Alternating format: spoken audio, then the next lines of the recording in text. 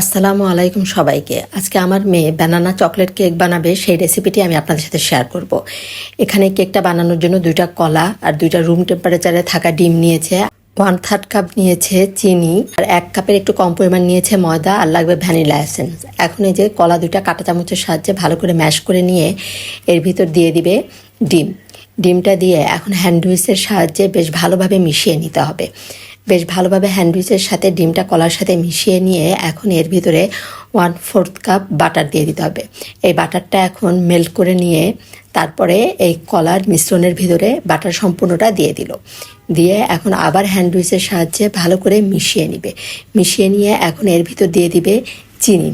যেহেতু কলা মিষ্টি, এই জন্য চিনিটা আপনারা আপনাদের টেস্ট অনুযায়ী দিবেন। এখন চিনিটা দিয়ে বেশ ভালো করে মিশিয়ে নিতে হবে, চিনি যেন কোনো দানা না থাকে। এখন এই যে শুকনো উপকরণ ময়দাটা চালনির সাহায্যে অল্প অল্প করে এটা চেলে নিবে, আর এর ভিতর দিয়ে দিবে 1 চামচ পরিমাণ বেকিং সোডাটা দিয়ে ময়দাটা সম্পূর্ণ ভালো করে চালনি দিয়ে চেলে নিতে হবে। এখন বাকি ময়দাটুকু চালনি দিয়ে চেলে নিল, আর 1 চিমটি পরিমাণ দিয়ে দিল লবণ, দিয়ে এখন সব ভালো করে মিশিয়ে নিতে হবে।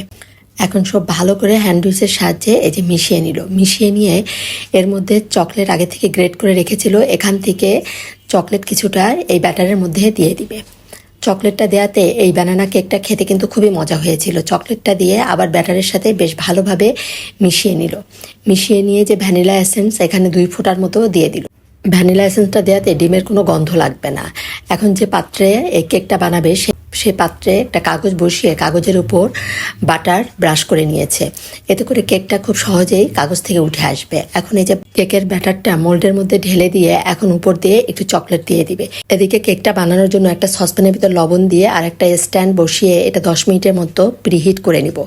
এখন 10 মিনিট পরে এই যে কেকের মোল্ডটা বসিয়ে ঢাকনা দিয়ে ঢেকে প্রায় 30 মিনিটের মতো এটা এই যে আমি বেক করে নিলাম। এখন একটা টুথপিকের সাহায্যে দেখে নিচ্ছে যে এখনও কিন্তু ব্যাটারটা একটু টুথপিকের সাথে লেগে যাচ্ছে, এই জন্য আরও 10 মিনিটের মতো এটা বেক করে নিল। মিডিয়াম টু লো হিটে এই কেকটা বানাতে আমাদের 40 মিনিট সময় লেগেছে। এখন এই যে 10 মিনিট পরে টুথপিকের সাহায্যে আমি আবার দেখে নিলাম, এখন কিন্তু কেকটা আমাদের হয়ে গিয়েছে।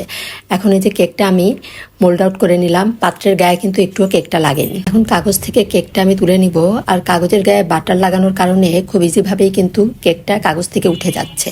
আর কেকের সাইডের কালারটা দেখলেই বোঝা যায় যে কেকটা একদম পারফেক্ট হয়েছে, আর এটা খেতেও কিন্তু খুব সুন্দর সফট হয়েছিল। কেকের রেসিপিটি যদি ভালো লাগে অবশ্যই আমার চ্যানেলটি সাবস্ক্রাইব করে লাইক কমেন্ট শেয়ার করে আপনারা সবাই আমার পাশে থাকবেন।